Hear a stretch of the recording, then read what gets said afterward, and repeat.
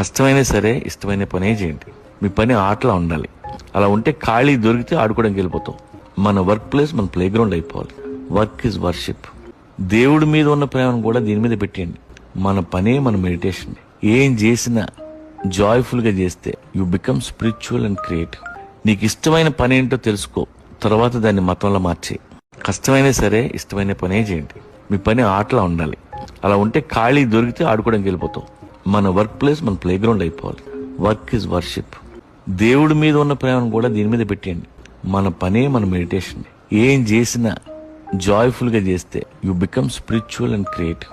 నీకు ఇష్టమైన పని ఏంటో తెలుసుకో, తర్వాత దాన్ని మతంలో మార్చే. కష్టమైనా సరే ఇష్టమైన పనే చేయండి.